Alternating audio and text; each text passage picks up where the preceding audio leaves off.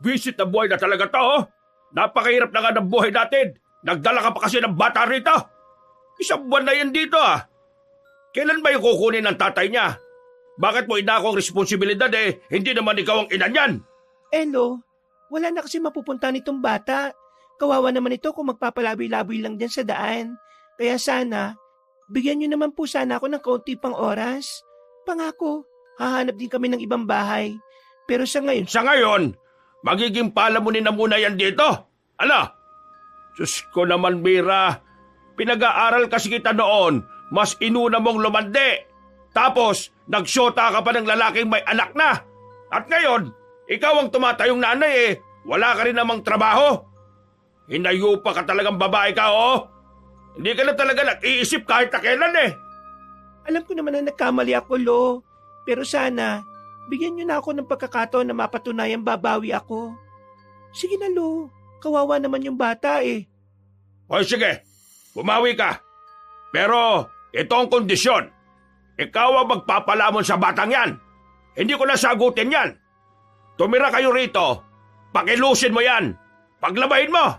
Kasi ayaw ko ng tatamad-tamad. Kung hindi, palalayasin ko ang batang yan at isasama na rin kita.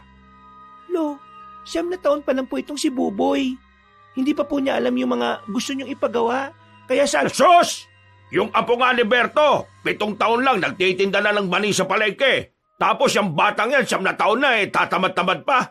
Diyos ko naman hindi mo pa makausap na maayos kasi hindi naman makapagsalita. Tingnan mo yan. Sino hindi mabubwisit sa ganyan? Wala na ngang kwenta, wala pang masabi. Lo naman, hindi po yata tama na pati ang kapansanan niya idamay pa po ninyo. Huwag mo akong dramahan, Mira, ha? Nabubwisit na ako sa buhay na to. Basta, yun ang kondisyon ko. Kapag ayaw mo, di lumayas na kayo. Lumabas na ang matandang lalaki na halos umuusok na ang ilong sa galit. Si Mira naman ay napayakap na lamang sa batang si Buboy. Ang senaryong yon ay nasaksihan lahat ng binatang si Nelson na kanina pa pala nasa harapan ng bintana. Nang makita siya ni Mira ay agad siya nitong nilapitan. Hiyang-hiyang humarap sa kanya ang dalaga. Nakayuko pa ito at hindi makatingin sa mga mata niya. Narinig mo ba lahat? Oo, sorry Hindi ko maiwasang tumambay Nag-alala kasi ako na baka saktan ni Mamburong yung bata. Pasensya ka na, pero bakit ka narito? May kailangan ka ba? Ibibigay ko lang sana itong pandesal para sa inyo ni Buboy. Ito, tanggapin mo. Nakakaya na. Palagi ka na lang nagbibigay sa amin ng pagkain. Hindi ko alam kung kailan ako makakabawi sa iyo Hindi mo naman kailangan bumawi. Ginagawa ko naman ito kasi gusto ko. Ay, siya nga pala. Wala pa rin ba yung tatay ng bata? 1 buwan na. Hindi ko nga alam Sa totoo lang, sobrang nag-aalala na ako. Kasi nung huli kami nag-usap sa telepono, parang natataranta siya. Parang may humahabol sa kanya. Tapos, ang sabi niya sa akin, alagaan ko raw ng mabuti si Buboy. Hindi ko alam kung anong meron. Basta, nung bago mangyari yon, ilang araw siyang parang balisa. Lagi siyang may nararamdaman. Tapos, tuwing madaling araw, palagi siyang gising. Baka naman may nakaaway yung syota mong yun. Nakaaway? Wala naman Basta ang nakikita ko lang sa kanya, para siyang may naririnig palagi. Tapos, hindi niya inaalis yung itak sa tabi niya. Ang sabi pa niya, kailangan daw ligtas kami sa mga nilalang na yon. Ewan ko ba, nalilito rin ako sa kanya Yan kasi ang problema kapag malihim na tao no?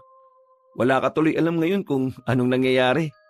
Kung ako na lang kasi sana ang pinili mo, hindi ka na sana problemado ngayon. Ha? Anong sinasabi mo? Wala. Ang sabi ko, kumain na kayo ni Buboy. Baka gutom na yung bata Maraming salamat talaga. Nelson, kung wala ka, baka hindi ko na talaga alam ang gagawin ko. Drama mo naman masyado. Malamang tutulungan kita. Magkababata tayo Para saan pat sabay tayong lumaki kung hahayaan lang kitang ganyan. Basta, puntahan mo na lang ako sa bahay kapag may problema ka. Tutulong naman ako kapag kaya ko Maraming salamat talaga. Ngumiti na lamang si Nelson at saka pumasok na rin ang babae sa loob. Kumaway na lamang siya at nagpaalam. Paglabas niya sa bakuran ng dalaga, nakaabang na pala ang dalawa niyang kaibigan sa labas para lang asarin siya. Uy, pumoporma yung tropa natin na tumaasang sa isang iglap lang eh.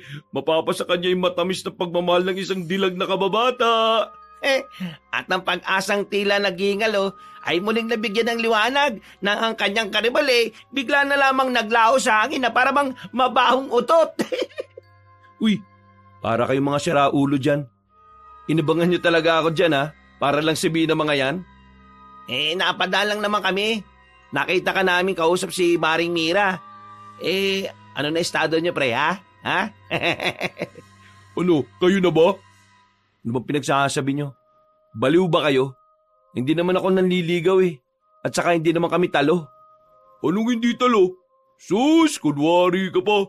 Matagal mo na rin namang gusto si Mira eh. Aminin mo na kasi sa sarili mo. Wala namang masama sa pagiging honest pre. Ano naman kung oo nga? Gusto ko nga siya. May magbabago ba? Ang bagal mo kasi mag-the moves eh. Naunahan ka tuloy ng may anak na. Ano ba kasing balak mo ha? Palagi ka na lamang magiging ganyan? Tagatulong ng babaeng iniwan ng syota? Ewan ko, hindi ko alam. Basta ang malaga na lang sa akin matulungan ko siya kung ano man ang makakaya ko. Bumuntong hininga na lamang ang dalawa niyang kaibigan. Ang mga ito kasi ang saksi sa kung paano ginagawa ni Nelson ng paraan para lamang tulungan ang babaeng si Mira. Matapos ang kanilang pag-uusap, umuwi na lamang ang lalaking si Nelson. Napatingin siya sa dingding kung saan nakadikit doon ang larawan ng kanyang ama at ina. Umupo siya sa gilid. Napangiti ng pilit. Mag-isa na lang kasi siya sa bahay na yon. Ang kanyang ate kasi bumalik na ng Maynila nung hapon matapos ang halos isang buwan ding bakasyon. Ay nako, mag-isa na naman ako. Ano na naman kaya ang gagawin ko ngayon? Pa? Ma? Sabihin niyo nga sa akin kung anong pwedeng pagkaabalahan. Sawang-sawa na ako kakabantay sa mga alaga natin baboy at manok eh. Nagbiro na lamang ang binata. Pero sa loob-loob niya, malaki ang pasasalamat niya sa kanilang maliit na farm. Dahil kasi doon, napayos nila noon ang kanilang bahay. Hindi man siya nakatapos ng pag-aaral dahil mas inuna niyang magtrabaho, malaki naman ang kinikita niya sa pag-aalaga ng mga pambentang hayop. Uy! Ma? Pa? Nagpaparamdam ba kayo? Natatawa na lamang ang binata. Hindi man lang siya nakaramdam ng takot sa biglang pagbagsak ng mga kaldero. Para nga sa kanya, mas mainam nang nararamdaman niyang kasama niya pa rin ang mga magulang niya. Mabilis na lumipas sa mga oras. Sumapit na rin ang kinagabihan. Napasalubong ang kilay ng lalaking si Nelson nang matanaw niya ang batang si Buboy na mag-isang naglalakad sa labas. Agad niya itong nilapitan sa pag-aalalang baka mawala ito. Uy, Buboy, saan ka pupunta? Hindi sumagot ang bata sa kanya. Hindi rin naman kasi ito nakakapagsalita. Nakatingin lang ito sa kanya na parabang naiintindihan ng kanyang sinabi. Tinuro kasi ni Buboy ang direksyon patungo sa tindahan. Bibili ka? Nang alin? Ano? Sigarilyo? Walang iya talaga si Mang Borong oh. Pati bata inuutosang bumili ng sigarilyo. Akin na nga yan. Ako na bibili. Pumunta ka sa inyo at ako nang bahala. Hindi nagdalawang isip ang binatang si Nelson. Agad itong tumungo sa tindahan. Nagmamadali itong makarating sa bahay nila Mira. Pagdating niya roon, agad niyang kinatok ng malakas ang pinto. Hindi na kasi niya kinakaya ang inis para sa matandang lalaki. Bakit ba ang lakas-lakas ng katok mo ha? Nakakabala ka na. Nakita ko po kasi itong si Buboy. Bibili ng sigarilyo sa labas. Kayo po ba nag-utos sa kanya? Oo, ako nga. Bakit? Anong problema? Hindi niyo po dapat inutusan ng bata na bumili ng sigarilyo. Bakit? Hindi ba pwedeng utusan ng batang yan? Hindi naman sa hindi pwede. Ang sinasabi ko lang naman po, minor de edad pa si Buboy para ma-expose sa mga ganitong bagay. Gaya nito. Kaya ako na lang ang bumili. Inago ni Mang Borong ang hawak-hawak na sigarilyo at saka pinagpatuloy ang pagsusungit. Expose kapag nalalaban. Bakit ka ba nakikialam? Sino ka ba, ha? Kababata po ako ni Mira. Alam niyo naman po yun, di ba? Eh ano naman kung ganon? Huwag niyo po sanang gamitin si Buboy para lang pahirapan ang apo ninyo. Ikaw nga, manahimik ka dyan, ha? Wala kang alam sa hirap ng buhay namin. Kung alam mo lang, Alam ko lahat. Saksi ako sa lahat. Kaya hindi niyo pwedeng sabihin sa akin na wala akong alam. Kaya nakikiusap ako sa inyo. Kung hindi niyo kayang mahalin ng batang to, huwag niyo naman po sanang pahirapan o saktan. eh bakit? Ano ba kasi pakialam mo, ha? Ama ka ba ng batang yan? Sino ka ba para magsalita sa akin ng ganyan, ha? Manahimik ka nga dyan, Nelson. Baka hindi kita batansya dyan. Nako. O sige na, Buboy. Pumasok ka na sa loob. Hintayin mo na lang makabalik yung mama Mira mo. Inakausap pa kita. Huwag kang bastos, oy! Subukan niyo lang saktan si Mira at Buboy. Ako makakalaban ninyo. Bago pa mas lalong bumulusok ang galit na matandang si Borong, umalis na rin si Nelson. Napapailing na lamang siya. Mabuti na lang din at nakapagpigil siya. Dahil malamang sa malamang, baka inatake na sa puso sa sobrang galit si Mang Borong. Dahil wala namang gagawin si Nelson sa kanyang bahay, pinuntahan na lamang niya ang kanyang babuyan at manukan. Pati na rin ang iba pa niyang alagang hayop. Naabutan niya roon ng tagapangalagang si Aling Nita. Ang matandang ito ang nagsilbi na niyang katiwala pagdating sa mga alaga niya. Oh, Aling Nita, bakit narito pa kayo? Gabi na. Dapat nagpapahinga na kayo. Eh kasi naman Nelson, natatakot ako at baka may umatake sa mga alaga natin dito. Aatake? Sino naman po kayang aatake sa alaga natin? Ay nako, huli ka na naman siguro sa balita, ano? Hindi ko po alam eh. Ano po bang balita? Umuwi kasi ang kapatid ko galing sa kabilang probinsya. Ang sabi, inatake raw ng mga aswang ang mga alaga nilang hayop doon. Nababahala ako. Ang sabi kasi ng kapatid ko, baka raw dito lumipat ang mga aswang na yun kasi katabi lang din ang probinsya natin. Aling Nita, hindi naman po yata totoo mga aswang eh. Ano ka ba, bata ka? Wala ka talagang alam sa mga ganun, ano? Nung nabubuhay pa ang mga magulang nyo ng ate mo, nako, sila pa nga nagsasabi sa akin na may mga aswang talaga dito sa bansa natin. Marami sila at hindi natin sila dapat baliwalain. Kung yan ang paniniwala ninyo, wala naman akong karapatan na kontrahin yan. Basta ang sa akin lang naman, huwag nyo na po masyadong pagurin ng sarili ninyo. Dapat nagpapahinga na kayo. Ikaw ba? Bakit ka ba nandito pa? Dapat nasa bahay ka na, di ba? Boring ho sa bahay eh.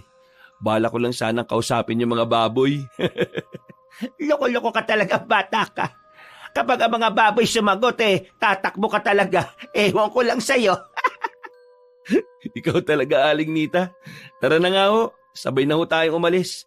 Ayos lang naman po ang mga alaga natin. Inakbayan na ni Nelson na matandang babae at sabay na rin silang naglakad. Umuwi na lamang ang lalaking si Nelson at saka nahiga. Agad siyang nakatulog nang ipikit niya ang kanyang mga mata.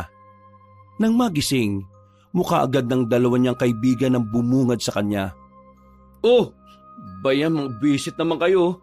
Anong ginagawa niyo rito? Wow, gulat na gulat. Bakit? Masama bang narito kami? Oo, masama. Lalo na kung hindi naman kayo nagsasabi. Nakabukas yung pintuan kaya pumasok na kami. Ano bang kailangan nyo? Aga-aga eh. Anong aga-aga? Tangali na, uy. 10:00 na, pre. Lumabas ka na dyan. Kakain na tayo. Anong kakain? Nagluto na kami rito, no? Tagal mo kasing gumising eh. Kala namin kanina, wala ka ng pulso eh. Bakit kayo nagluto? Anong meron? Sira ulo ka ba? Birthday mo ngayon, no? Ha? Sandaling napaisip ang binatang si Nelson. Pagtingin niya sa kalendaryo na nakasabit sa tapat niya, dito niya lamang napagtanto na tama nga ang sinabi ng dalawa niyang kaibigan. Kahit ang sarili niyang kaarawan ay nakalimutan niya rin. Nakakalimutan ko na. Salamat at pinaalala niyo ah. Hoy, tara na. Nagugutom na ako no? Paglabas ni Nelson sa kanilang sala, naabutan niya naroon si Mira at Buboy. Agad na napangiti ang binatang si Nelson at hindi niya kasi inakalang makakasama niya ang mag-ina sa kanyang kaarawan.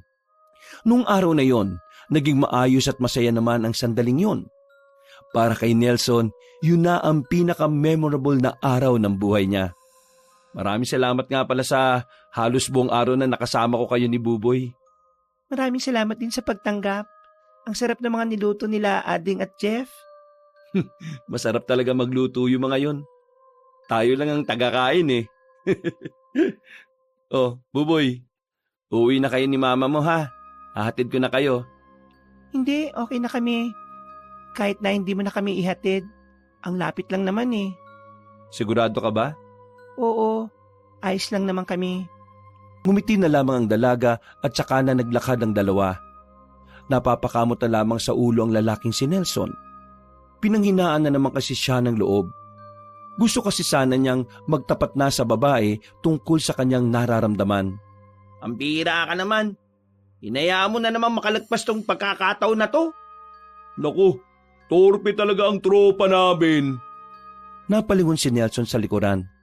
Akala niya kasi ay nakauwi na ang dalawa niyang kaibigan. Pero hindi pa pala. Nag-abang lang pala ang dalawang iyon kung masasabi na niya kay Mira ang tunay niyang nararamdaman. Akala ko naman nakaalis na kayo. Mga siraulo talaga kayo kahit kailan eh, no? Pero wala pa rin akong lakas ng loob, mga pre. Pakiramdam ko kasi, hindi pa ito yung tamang pagkakataon. Alam ko na hanggang ngayon, hinihintay pa rin niya yung syota niya na bumalik. Bumuntong hininga na lamang ang binatang si Nelson. Tinapik-tapik na lamang siya ng dalawa sa kanyang balikat. Hinayaan na lamang muna ni Nelson ng kanyang nararamdaman. Itinuon na lang muna niya ang kanyang atensyon sa kanyang mga alagang hayop sa mga sumunod na araw. Isinubsob niya ang sarili sa pag-aalaga. Hanggang sa hindi na niya namamalayan na ilang araw na rin pala ang nakakalipas. Walang iya ka talaga kahit na kailan. Inuutusan ka lang, iiyak ka pa. Mali na nga ang binigay mo sa akin kanina. Ngayon, hindi ka pa maasahan. Nakakainis ka na talagang bata ka. Dapat umalis ka na rito eh. Wala ka namang silbing bata ka. Oh, wag niyo naman pong saktan yung batang yan.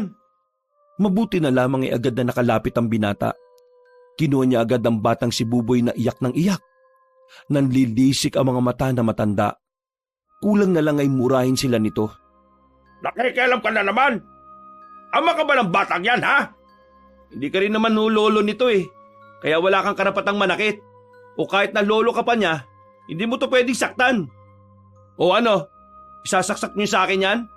Gusto niyo bang makulong ngayon? Sumusobra na kayo, Mamborong ah. Eh masyado ka lang nakikialam sa buhay namin eh. Akala mo naman kung sino ka talaga. Magmula ngayon, ako na ang tatayong ama nito. Kaya kung ano man ang gagawin mo sa batang to, ikaw ang mayayari sa akin.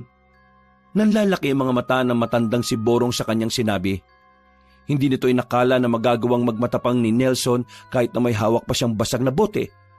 Halika na, Buboy. Doon na natin hintayin sa bahay mo ang mama mo. Pauwi na rin yon.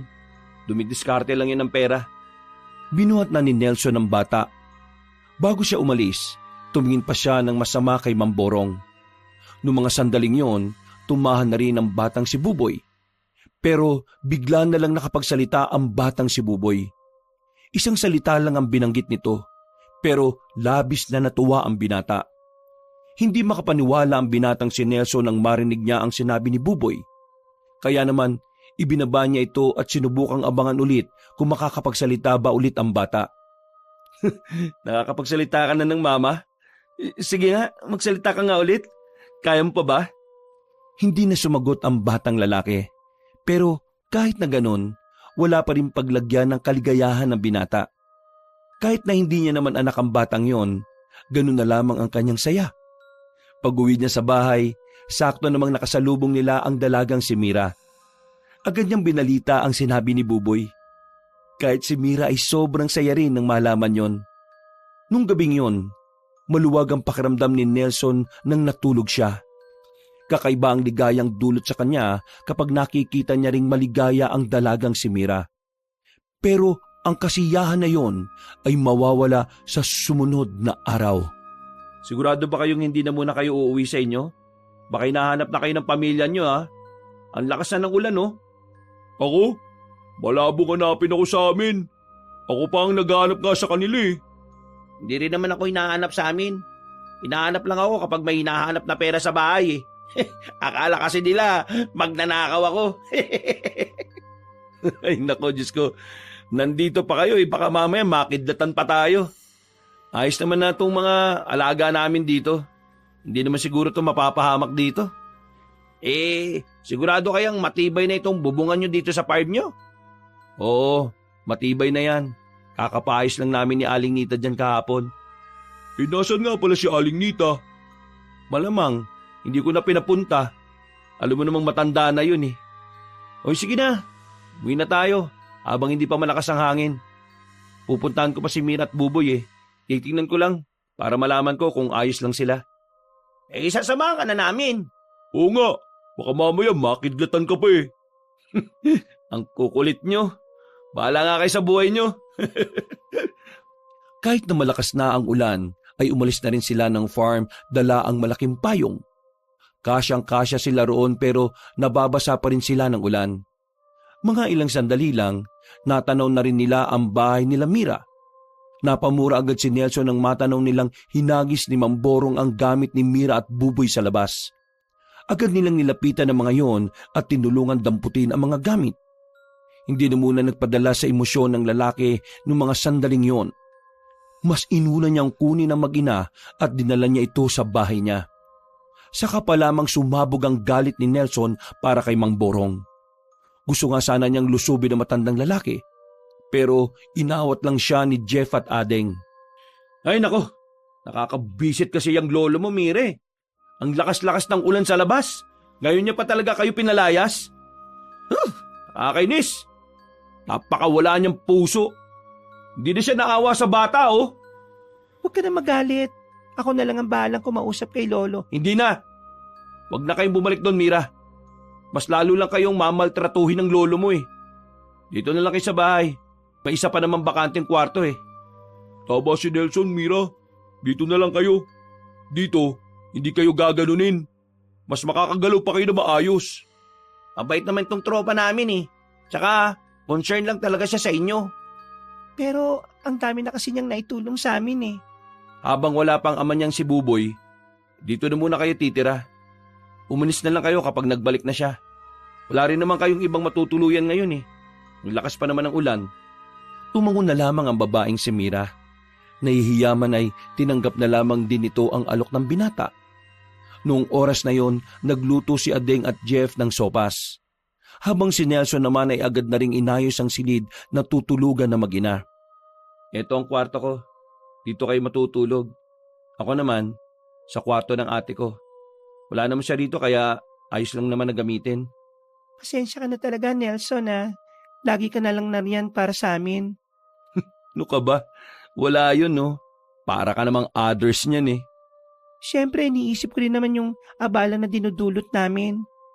Kahit na kailan, hindi kayo naging abala sa akin. O sige na, bababa na muna ako.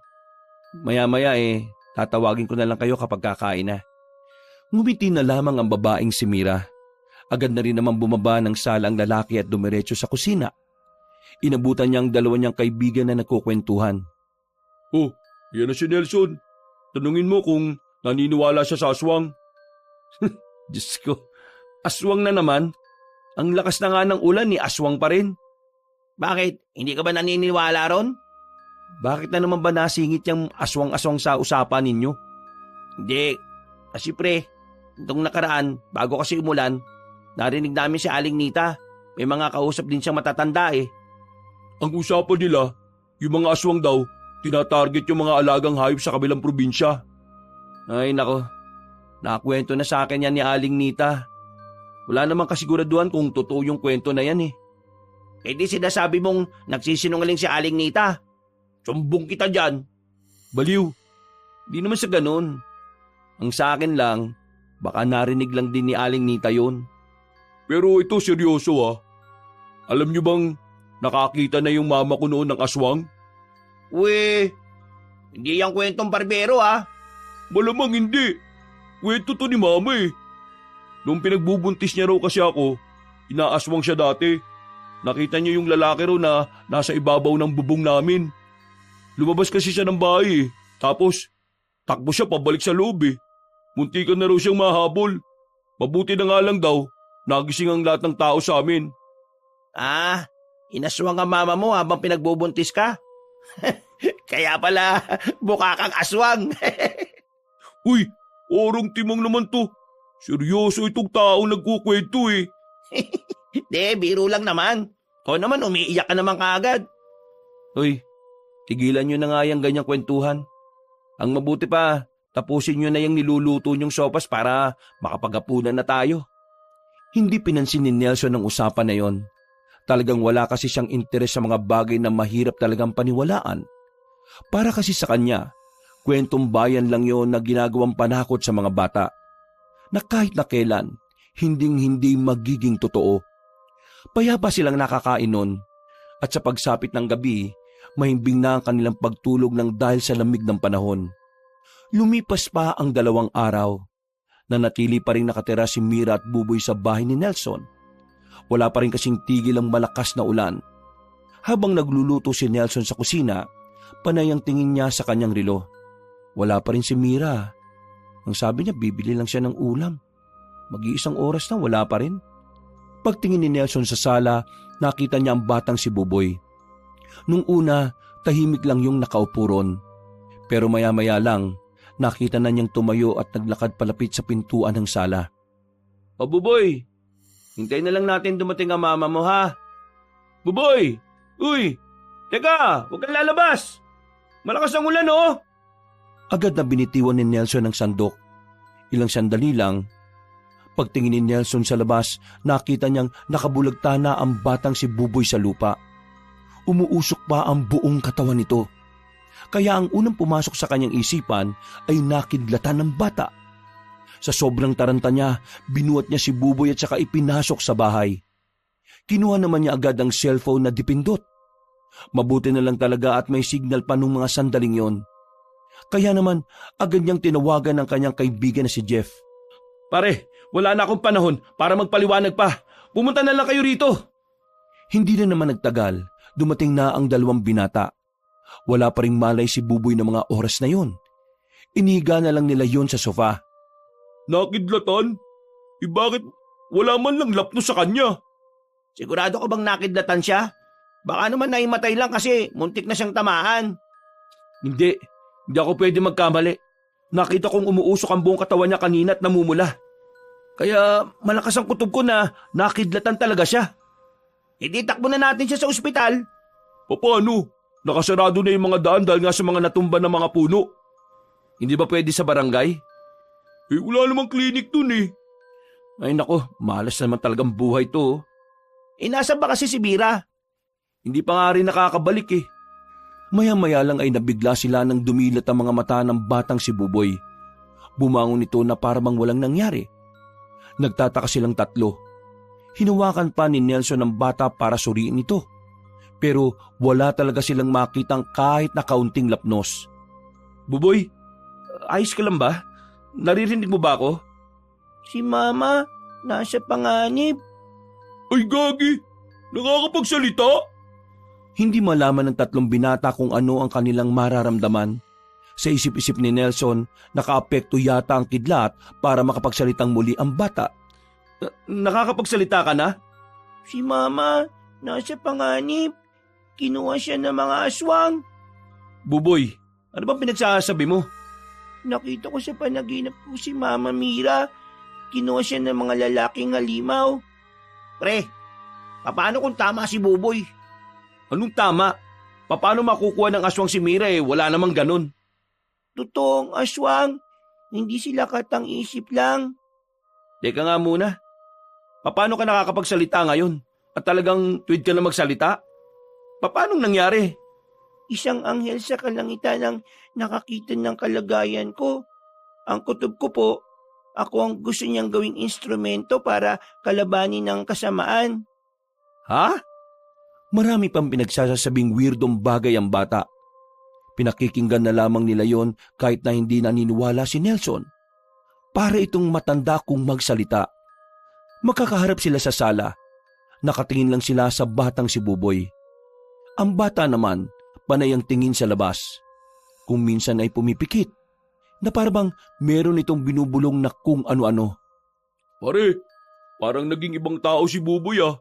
Ang dami niyang sinasabi na parang siya lang ang nakakaalam eh. Tingin ko, kailangan na natin siyang paniwalaan. Oo nga pre, parang marami talaga siyang alam. May kakaiba siguro talaga yung kidlat na tumama sa kanya. Buboy, totoo bang walang nangyaring masama sa'yo? Wala bang masakit sa katawan mo? Wala po. Ang nararamdaman ko lang po, parang ang lakas ng pandinig ko. Tapos, nararamdaman ko pong nasa kapamakan ng mama ko. Okay, sige. Sabihin na nating totoo mga aswang. Paano mo naman nasabi na kinuha ng aswang ang mama Mira mo? Naalala ko po ang lahat eh. Kalaban po ng mga aswang ang papa ko. Siguro, kinuha nila si mama para mahuli na nila ang tunay kong papa. Kailangan po nating iligtas si mama ko. Oo, Buboy. Ililigtas naman natin na ang mama Mira mo eh. Pero sa ngayon, hayaan mo na muna kami mag-usap-usap ha. Pumunta ka na muna sa kwarto. Sige po. Naglakad na ang batang lalaki paakyat sa taas. Napabuntong hininga na lamang din si Nelson. Hanggang sa mga puntong yon, hindi pa rin siya makapaniwalang ang pananalita ng bata ay tuwid na rin. Nawiwindang ako mga pre. Unang-una, tinamaan ng kidlat. Pangalawa, nakapagsalita ng tuwid. Tapos ngayon naman, tungkol sa aswang. Dinukot daw ng mga aswang yung mama niya kasi ano. Ay nako basta, kainis. Kasalanan niyo siguro tong dalawa eh. Baka kasi narinig ni Buboy yung kwentuhan niyo kaya napapagaya na yung bata. Uy, wala kaming kinalaman dyan ha. Pre, paano kung may kakaiba nga talaga kay Buboy? Anong kakaiba? Na baka nga totoo yung sinasabi niya. Ano? Eh kasi tingnan mo napaka-imposible naman kasi na tamaan siya ng kidlat tapos wala man lang nangyari sa kanya. Oo nga naman. Di ba ikaw na nagsabi na tinamaan ng kidlat yung batang yon? Napaisip si Nelson. Wala siyang balak na paniwalaan ng ideyang kakaiba si Buboy. Pero habang tumatagal, unti-unti na siyang nakukumbinsi na baka nga si Buboy ay hindi gaya ng pangkaraniwang bata. Matapos ang kanilang usapan, pinuntahan nila si Buboy sa kwarto nito. Naalarma sila nang maabutan nilang wala roon ang bata. Nagtutulakan pa sila sa hagdanan. Pagtingin nila sa tapat ng bahay, nakita nila si Buboy na may hawak ng kawayan na hindi naman kalakihan. Nakita nila itong tila nag-iensayo kung paano humawak ng sandata. Oh, tingnan mo Nelson oh. Tingnan mo kung normal ba si Buboy oh. Pre, sugo yata ng liwanag ang batang yan. Diyos ko, ano ba itong nangyayari? Hinayaan na lamang nila ang batang si Buboy na gawin yon sa gitna ng malakas na ulan. Makalipas lang ang halos 10 minuto, pumasok na rin ang bata sa loob ng bahay. Nakatingin ito sa kanila ng seryoso, pero hindi na yon nagsalita at dumiretso na lamang sa itaas. Nung gabing yon, windang na windang ang utak ni Nelson. Parang gusto na lamang mahimatay. Dakong 12:00 ng gabi, bahagya na rin humina ang ulan. Wala na si Adeng at Jeff nung mga sandaling yon. Tanging si Nelson na lamang ang nasa sala. Hinihintay niya pa rin kasing makabalik ang dalagang si Mira.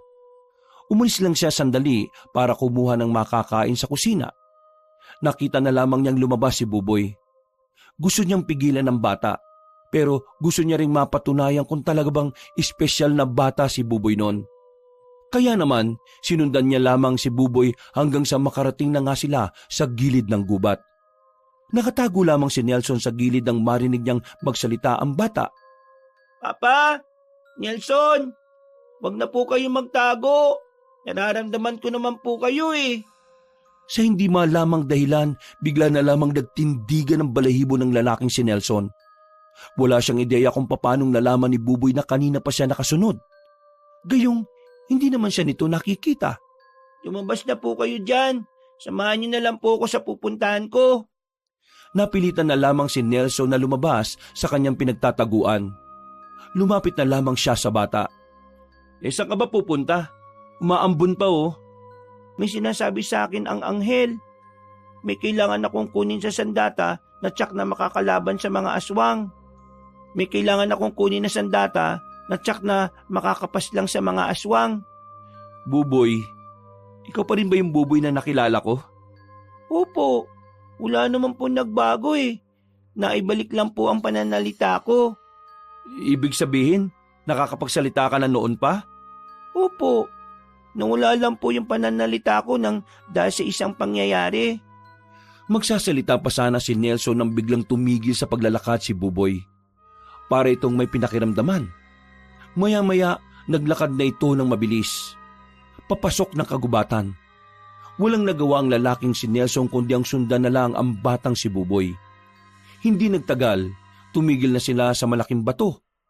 Nung una, wala namang napapansin na kakaiba si Nelson noon. Pero nang lumapit si Buboy, bigla na lamang may lumiwanag sa bato. Merong dinukot doon ng batang lalaki. Isang espada na halos kasing laki lang din ito. Uy! Masamang gumamit ng ganyan ng mga bata ah. Ibinigay po sa akin to ng anghel para kalabanin ng mga aswang. Kaya kailangan ko po itong gamitin. Ano bang anghel? Sinong anghel? Itong malaking bato na umiilaw? Ako lang po nakakakita at nakakarinig sa kanya eh. Ay nako, oo na. Kailangan na nating umuwi, Buboy. Baka lumakas pa ang buhos ng ulan. Tumango ang bata. Para mas mabilis silang makarating ay binuhat na ni Nelson ng batang si Buboy. Pagdating nila sa kanilang bahay ay saka lamang bumuhos ang malakas na ulan. Hawak-hawak pa rin ni Buboy ang espadang nakuha nito. Habang si Nelson hindi pa rin makapaniwala sa mga pangyayari. Para hindi mabuang, palagay niya ay kailangan niya lang talagang tanggapin ang mga kaganapan. Inaumagahan, ambon na lang ang meron. Bumangon ang binata sa kanyang kinahihigaan. Unang pumasok sa isipan niya ay si Mira. Pero paglabas niya ng silid, wala pa rin ang dalaga. Kaya naman pinuntanan niya si Buboy sa taas. Naabutan niya ang batang tila may ibinubulong sa hawak nitong espada. Kagabi mo pa hawak yan? Shh! Wag po kayong maingay. Kumamot na lamang sa ulo ang binata. Maya-maya ay natapos na rin si Buboy sa kanyang ginagawa. Ano bang ginawa mo? Nakausap ko lang po yung espada. Inalam ko lang po kung kinikilala na niya po ako bilang kanyang tagapangalaga. Ganun ba? Si mama mo, wala pa ba? Kagabi ko pa po sinabi sa inyo na kinuha nga siya ng mga aswang, di ba? Pero hindi ko naman alam na seryoso ka pala sa sinasabi mong yun. Kung kinuha siya ng aswang, ililigtas namin siya. Ikaw, Kasama po niyo ako. Ako po makakatalo sa mga aswang eh. natigil ang kanilang usapan nang biglang dumating si Adeng at si Jeff. Hingal na hingal ang mga ito at talaga namang bakas ang kaba sa mukha nila. Ano bang problema nyo? Bakit kayo nagmamadali? Yung form! Yung form! Yung mga alaga mong baboy, sugatan! Inatake! Ha? Ano? Agad-agad na tumakbo palabas ng bahay ang lalaking si Nelson. Tinungo niya kagad ang kanyang babuyan at naabutan niya doon ang matandang si Aling Nita. Nelson, inabutan ko ng kanya ng mga alaga natin. Yung isa kanina buhay pa eh. Pero wala na ngayon. Namatay na. Tapos, ulang pa rin yung baboy natin. Kagabi, malakas kasi ang ulan kaya hindi ko na rin narinig mula sa amin. Pero ang tingin ko, aswang ang tumali sa kanila. Nakita ko mga bakas na pa dito sa putikan. Yung sugat din ng isang baboy, malalaking kalmot yon. Sinuri agad ni Nelson ang mga baboy. Kulang na yun ang dalawa at namatay naman ang isa. Pagtingin niya sa baboy na yon, nakita niya nga ang malalim na kalmot. Sa gilid naman ng kulungan, may mga bakas ng paa. Ilabas na lang natin tong isang baboy. Huwag nang kainin. Baka mamaya may malason pa. Ilibig na lang natin dyan mamaya. Papakiusapan ko si Mang Tommy. Pasensya na talaga, Nelson, ha? Hindi ko nabantayan. Huwag niyo na pong sisihin ang sarili niyo. Wala naman po kayong kasalanan eh. Kung sino man ang gumawa nito, magbabayad siya sa kasalanan niya. Huminga na lamang ng malalim si Nelson. Pero sa kaloob-looban niya, hindi niya maiwasang hindi manghinayang. Yung dalawang pinakamalaki pa kasi ang kinuha. Samantalang malaki rin ang namatay na baboy. Dahil dito, naghihinala na talaga si Nelson na baka totoo na nga ang mga aswang. Na baka kailangan niya na rin talagang paniwalaan ang batang si Buboy. Balisa ang lalaking si Nelson nang umuwi siya ng kanyang bahay. Nababahala siya sa mga nangyayari. Naiisip niyang baka balik-balikan ng mga alaga niyang baboy. Pati na rin ang iba niyang hayop na nasa farm niya. Habang problemado siya na nakaupo sa sala kasama ang dalawa, lumapit sa kanila ang batang si Buboy. Dala-dala nito ang espada na tila kumikinang sa sobrang linis. Oh, bakit may ganyan ka? Buboy, saan mo nakuha yan? Bigay po sa akin to ng isang anghel. Ang anghel na siyang dahilan kung bakit nakakapagsalita na po ako. Anghel? Ano, Nelson? Anong sinasabi nitong stepson mo, ha? Kagabi, sinamahan ko siya pumunta sa gubat. May tinigilan kaming malaking bato. Yung bato, nagliwanag. Tapos may kinuha siya ron. Yung espada na yan. Ha? Seryoso ba? Mukha ba ako nagbibiro? Kilala niyo naman ako, di ba? Hindi ako naniniwala sa mga ganyan. Pero nakita ko mismo eh. Eh di naniniwala ka na ngayon. May magagawa pa ba ako para hindi maniwala? Habang tumatagal, dumadami nangyayaring kakaiba eh. Kung papayag po kayo, may liligtas po natin si Mama Mira kung sasamahan niyo po ako. Ha? Sasamahan? Saan? Samahan niyo po ako sa laban na ito. Ang laban sa mga aswang. Nagkatinginan ng tatlong lalaki. Kahit na parang kaduda-duda pa rin ang mga sinasabi ni Buboy, pakiramdam nila ay kailangan na talaga nilang pakisamahan ng bata. Mula kasi ng tamaan nito ng kidlat, kutob ni Nelson ay may nangyari talagang kakaiba sa buong pagkatao ni Buboy. Anong kailangan namin gawin? Seryoso ka ba? Sasama ka talaga? Di ba, kayo ang unang nagsabi sa akin na totoo ang mga aswang. Kung totoo may aswang, isa lang ang ibig sabihin nun. Malalagay sa alanganin ng mga mahalaga sa akin. Ang farm, pati na rin si Mira. Kaya, kailangan ko nang gawin to. Kung ayaw niyong sumama ayos lang. Hindi, kasama ako. Boring ang buhay ko eh. O sige na nga, sasama na nga rin ako. Sige, sabihin mo Buboy, ano ang una nating gagawin? Babantayan po natin ng mga baboy mamayang gabi. Natitiyak ko po kasi na babalik sila eh. O paano ka naman nakakatiyak na babalik sila? Nararamdaman ko po. Pambihira. Pakiramdaman ba siyan? Pumayag si Nelson sa gustong mangyari ng batang si Buboy. Nung araw na yon, hinasa na ni Nelson ang mga itak niyang ilang taon na rin niyang naitatago. Naging abala sila sa paghahanda. Hindi man sabihin ni Nelson, pero banas na banas siya sa nangyari sa mga baboy niya. Kaya naman handa siyang gumanti sa mga salarin kahit pa aswang yon. Bandang tanghali, katatapos lang nilang kumain nang makarinig sila ng malalakas na sigaw. Kinalampag pa ang gate nilang kinakalawang. Paglabas nila ay nakita nilang naroon na matandang si Borong. Galit na galit ito at may hawak pang yantok. Hinarap yun ni Nelson. Ano po bang problema nyo? Bakit kayo nag-iingay? Sisirain nyo pa yung gate namin eh. Tuluyan ang pumasok ng bakuran na matandang lalaki. Umaamba-amba pa ito ng yantok pero hindi naman nagpapatinag si Nelson. Nasaan ang apo ka? Sino nga po sinasabi nyo? Tanga ka ba? Sino ba ang apo ko? Malamang si Mira. Nasaan siya? Ilabas niyo siya at pauwi niyo siya sa bahay ko. Wala siya rito. Anong wala? Nandito nga yung bubwit na yan, oh. Ibig sabihin, narito lang din ang babaeng yon.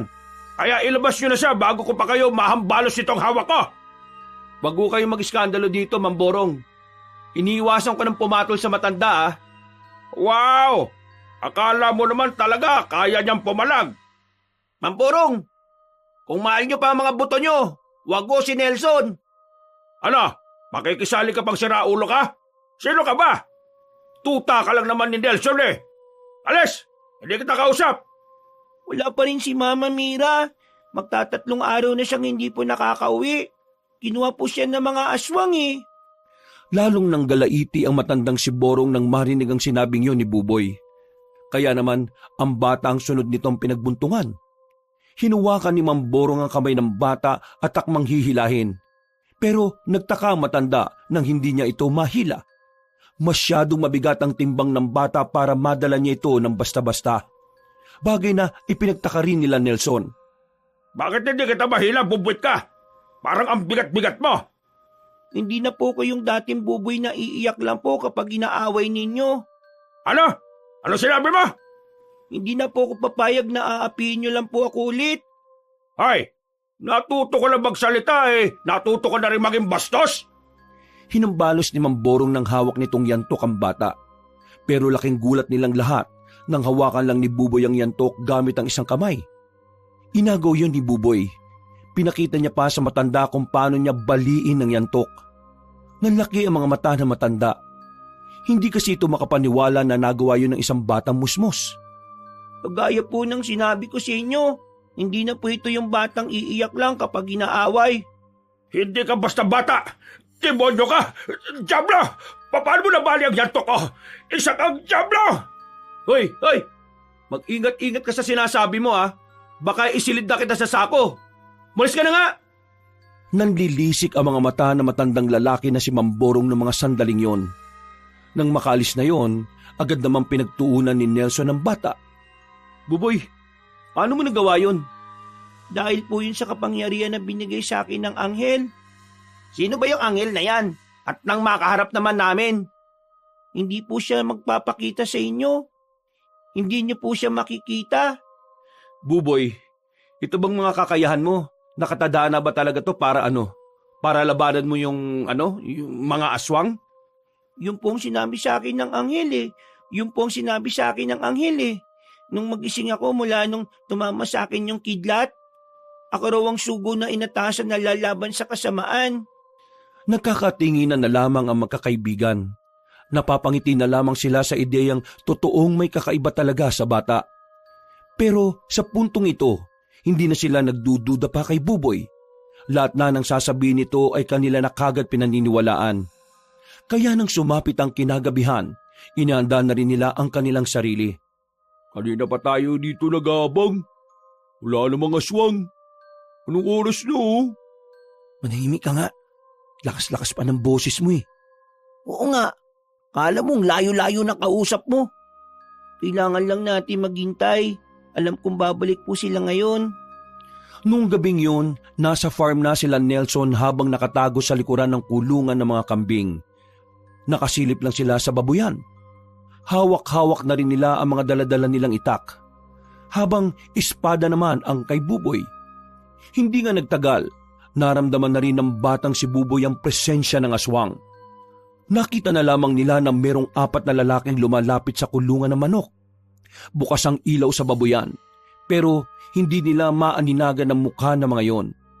Samantala, inihanda na rin ng batang si Buboy ang kanyang sarili. Ganyan pala talaga ang mga aswang na yan. Mukha silang mababangis ha. Mababangis po talaga ang mga aswang, kaya kailangan po niyong magdoble ingat ha.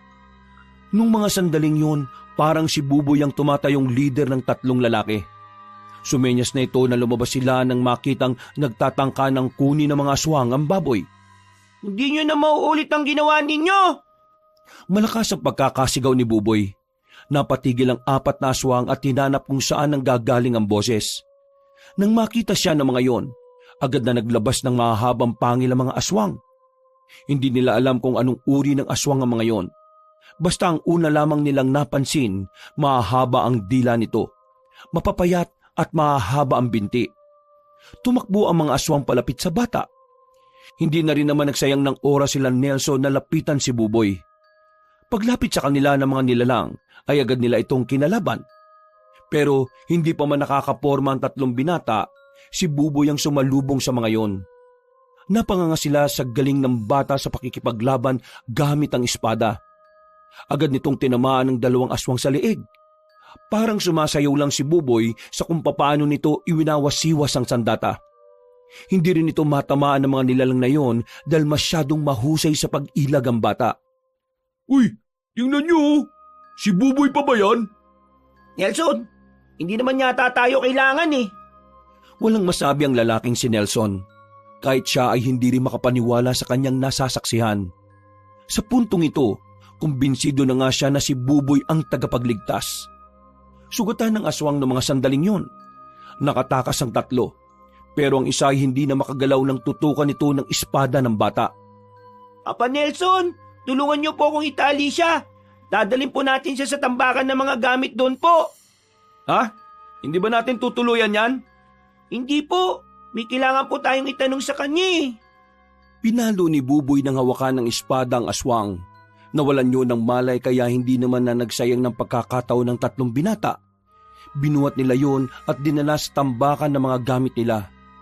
Binuksan nila ang ilaw at itinali sa haligi. Maya-maya lang nagising na rin ang aswang. Umaangil-angil pa ito. Pero nanahimik din nang tutukan na ni Buboy ng espada sa leeg. Isa kang aswang. Kaya nakakasiguro ko na alam mo kung nasaan si Mama Mira. Magsalita ka. Kung hindi, tutuluyan kita. Nakakatakot naman pala tong stepson mo, Nelson. Birador ang galawan eh. Tama lang ang ginawa niya. Matalino ang naisip niya. Ayaw mo magsalita? Sige. Sa bundok ng Marambong, kung alam nyo, doon ang kuta namin mga aswang. Naroon din ang mga bihag. Huwag nyo akong patayin. Paano naman tayo makakasiguro na nagsasabi ng totoong aswang na yan? Nararamdaman kong hindi siya nagsisinungaling, kaya totoong sinasabi niya. Anong gagawin natin sa isang yan? Kung ayos lang po, lumabas po muna kayong 3. May sasabihin lang po ako sa kanya. Nagkatinginan sila, pero sinunod na lamang din nila ang sinabi ng bata. Mga ilang sandali lang, narinig nilang sumigaw ang aswang sa loob. Nakalaunan din naman ay agad na ring nanahimik. Paglabas ni Buboy, parang wala lang nangyari. Tinuluyan mo ba yung aswang? Opo, ang mga aswang po kasi dapat hindi na binubuhay kasi likas sa kanila ang kasamaan eh. Baka mamaya, babalikan pa tayo niyan pag binuhay po natin yan. Anong gagawin natin sa bangkay nun? Madali lang naman po maging abong bangkay ng mga aswang. Pwede po natin siyang sunugin ngayon. Binuhat nila ang bangkay ng aswang at dinala sa tagong parte ng kagubatan. Binuhusan nila yon ng gas at saka agad na rin sinilaban. Habang pinagmamasdan nilang nasusunog ang katawan ng aswang, nakaupo lamang sila sa malaking bato. Kalmado na ang kanilang kalooban ng mga sandaling yon. Pre, hindi naman sa nagdududa pa rin ako rito kay Buboy ha. Pero Buboy, sino ka ba talaga? Bakit ang galing mo sa pakikipaglaban? Saka sabi mo, di ba, ikaw ang napili ng sinasabi mong anghel. Siguro kaya kanya pinili kasi alam niyang kaya mo. Ang tanong ko, sino ka ba talaga at anong pamilya ang kinabibilangan mo? Para ka naman timang sa mga tanong mo. Bata pa rin niya kausap mo, uy. Naalala ko na po ang lahat. Ang tungkol sa akin at ang tungkol sa pinagmulan ko. Ang tatay ko po kasi ay isang manunugis. Kinakalaban niya ang mga aswang.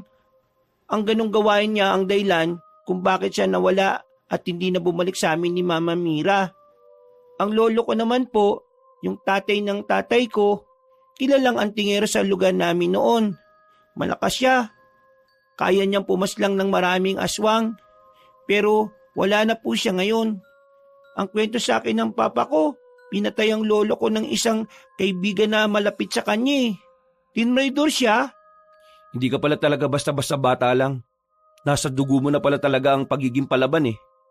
Kaya nga po kailangan ko pong kalabanin ng mga aswang.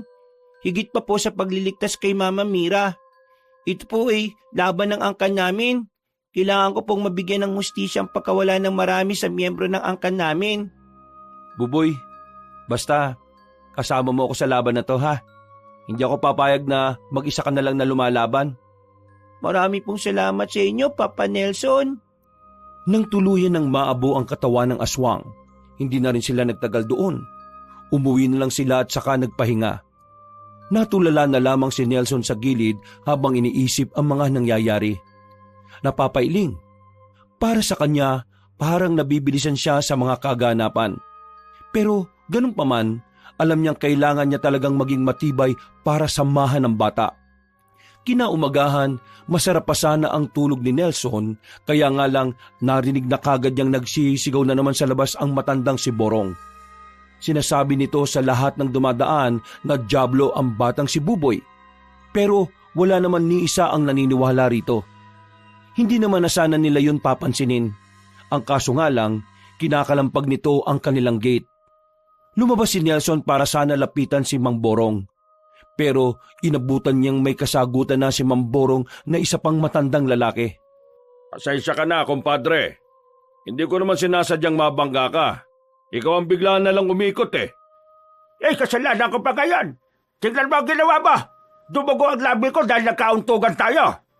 Dahil to sa katangahan mo. Huwag naman ganyan, pare. Napadaan lang ako rito dahil meron akong hinahanap. Huwag mo naman akong, tarantado ka pala eh. Paano hindi ako magagalit sa'yo? Bilangga mo ako. Hindi ko nga naman sinasadya. Ikaw nga ang biglang umikot eh. Nakita mo nagsisigaw ako rito, di ba? Imposible hindi ka naman makailag sa akin. Inutel ka ba, ha? Inutel ka? Hinuwakan ni Mamborong ang matandang lalaki sa balikat, pero agad niya yung hinawi at galit na tinulak ang kausap. Huwag mo ka ba hawak-hawakan, ha? Hindi kita kilala. Habang nagkakasagutan ng dalawang matanda sa labas, napabuntong hininga na lamang ang lalaking si Nelson. Sino yung kaaway ni Mamborong? Parang kanina lang sigaw siya ng sigaw dito sa atin ah. Hindi ko rin kilala yung matanda eh, pero nakabanggaan niya raw. Ayun, nagalit tong si Mamborong. Buti nga hindi siya pinapatulan ng isang matanda eh. Mukha pa namang basagulero. Hindi na lamang nila pinansin ang mga nangyayari sa labas. Mga ilang sandali lang din kasi ay natigil na rin ang mga yun. Maya-maya pa, nagising na ang batang si Buboy. Ang sabi ng bata ay meron itong naramdamang mabigat na presensya sa paligid. Pero hindi rin naman ito mapaliwanag. Nang tingnan naman nila ang paligid, wala naman silang nakitang kahit na anong aswang. Mabilis na lumipas sa mga oras at sumapit na rin ang hapon. Maya-maya pa, bumalik na si Jeff galing sa labas. Pre, si Mamborong. O bakit? Si Mamborong pre. Bakit nga? Nagingalo sa bahay nila ngayon. Ha? Paanong naghihingalo? Ang lakas-lakas pang ang sumisigaw kanina. Baka inatake na sa puso. Hindi. Narinig ko sa mga tao naroon. Nangitim daw ang kaliwang katawan ni Mamborong. Tapos ngayon, hinang-hina na. Papa Nelson, pwede bang dalin mo ako dun sa kanya? Ha? Bakit? Kailangan ko lang malaman kung may kinalaman dito yung aswang at ang mabigat na presensya na nararamdaman ko ngayon. Hindi na nagdalawang isip si Nelson. Mabilis silang lumabas ng bahay at nagtungo sa kinaroroonan ni Mamborong. Noong mga sandaling yon, nakita nilang tumpukan ng mga tao sa harapan ng bahay. Wala ni isa ang nagkukusang tulungan na matanda para madala sa ospital. Sa palagay ni Nelson, marami din kasing galit kay Mamborong kaya ganon. Pagpasok nila sa bahay, inabutan nila ang matandang nakahiga na sa sahig. Kitang-kita nila ang pangingitim ng halos kalahating katawan nito. Hinawakan ni Buboy ang balikat na matanda. Dito na nakumpirma ng bata na aswang nga talaga ang dumali kay Mamborong. Papatayin ko siya! Papatayin ko siya! Napailing na lamang sila Nelson nang makitang tuluyan nang namatay ang matandang si Borong. Inakala ng mga tao kinulam ang matandang lalaki. Pero ang sinabi ni Buboy kay Nelson, aswang ang naging dahilan ng biglang pagpanaw na matanda. Nang makabalik na sila sa kanilang bahay, dito na ipinaliwanag ni Buboy kung ano ang posibleng nangyari. Ang aswang po kasi, may kakayahan po silang pumatay ng tao sa pamamagitan lang po ng paglalagay ng sakit. Ginagawa po nila yon sa pagtapik ng balikat ng tao. Pwedeng kaliwa, pero mas matindi po kung sa kanan. Mayroon pong nakaaway si Lolo Borong kanina na hindi niya alam, aswang pala. Nelson, ibig sabihin aswang yung kanina? Oo, yung matandang nakasagutan ni Mamborong. Namukhaan niyo ba? Hindi ko kasi namukhaan eh. Hindi, kagigising lang namin kanina eh. Kung nakilala sana natin, siguradong magagamit natin siya para mahanap si Mira. Hindi po siya basta-basta aswang. Malakas po ang kutob ko. Siya po ang pinuno. At baka ako pang hinahanap niya rito sa lugar natin eh. Alam na niya siguro na ikaw ang makakalaban niya.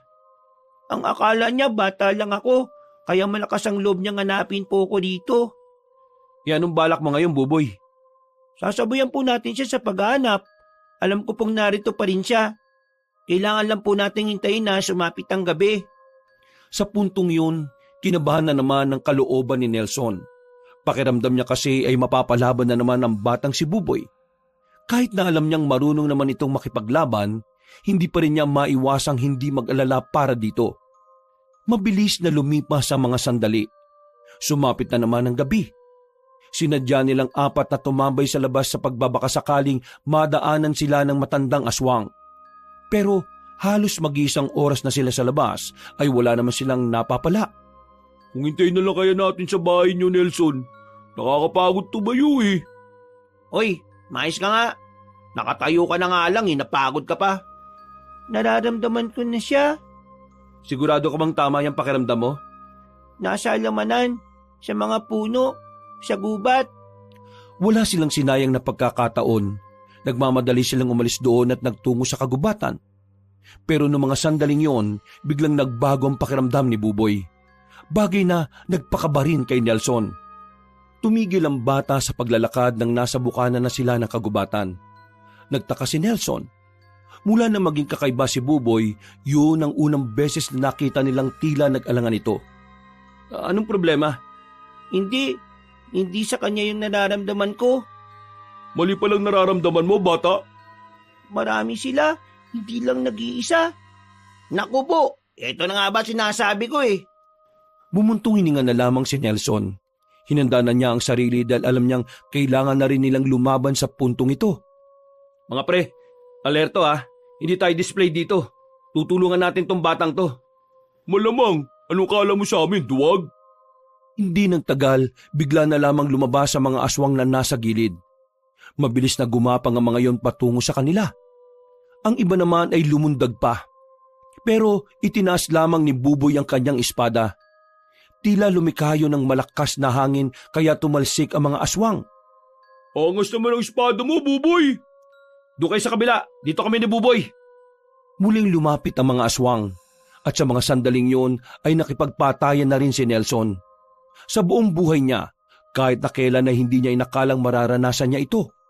Pero aminado siya na sa mga sandaling yon, para siyang nakakaramdam ng kakaibang saya at pagkasabik. Nabawasan ang kanyang kaba. Mas ginanaan siya sa pakikipaglaban nang makitang ganadong-ganado si Buboy sa pakikipaglaban.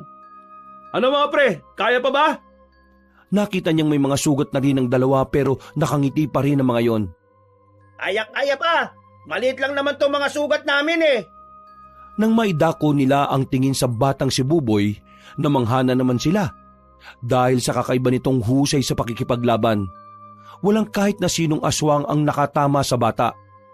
Nang mapabagsak na ni Buboy ang mga aswang, buong akala nila ay nanalo na sila sa labanan. Pero hindi pa pala roon natatapos ang lahat. Lumabas ang matandang aswang. Ang matandang aswang na naging dahilan kung bakit namatay si Mang Borong. Nakatayo lang yun sa gitna ng daan habang nasisinaga ng maliwanag na buwan. Sino ka? Ipakilala mo sarili mo. Ako si Nandro. Ako ang pinuno ng mga aswang. At nandito ako para personal na paslangin ang batang yan. Ang batang natitira sa angka ng mga antingero. Saan mo dinala ang Mama Mira at Papa ko? Ang mama mo, hindi ko alam kung anong nangyari sa kanya. Malay mo, kinain na siya ng mga alaga ko. Pero ang papa mo, maaga ko siyang pinaslang. Kaya ngayon, ikaw na lang ang natitira sa mga antingero at manunugis. Pagbabayaran mo ang ginawa mo sa angkan ko, matandang aswang. Yan! Yan ang gusto ko, bata. Pumapalag! Buboy, nandito lang kami Hindi ka namin iiwan. Mga pare, iandaan niyo mga sarili ninyo. Ep! Huwag na kayong makisali. Wala naman kayong bilang sa akin eh. Yang bata lang na yan ang gusto kong kalabanin. Kasi siya lang naman ang may halaga eh. Sus, matanda ka na. Lalaban ka pa sa bata. Ano ka? Isip bata? Wala kaming pakialam sa mga sinasabi mo. Basta kami, hindi namin nahayaang mag-isa si Buboy. Eh di bahala kayo. Walang sisihan kapag namatay kayo, ha? Gumawa ng pag-atake ang matandang si Nardo. Agad naman naganda ang batang si Buboy. Umabante ang bata. Sinalubong nito ang matandang aswang. Nang hagupitin ni Buboy ang kalaban, tinamaan niya agad yon sa muka. Kahit nadaplis lang yon ay hindi kinatuwa ni Mang Nandro ang ginawa ng bata. Ang kapal ng mukha mong daplisan ng mukha ko! Dumi ka lang sa paningin ko, bata ka! Mas lalong naging mabangis ang matanda sa mga pagkakataong yon. Naalarma na si Nelson. Dahil ang akala ng binata, hindi kakayanin ni Buboy si Mang Nandro. Sa pangalawang pag-atake ng matandang aswang ay mas naging alerto naman si Buboy.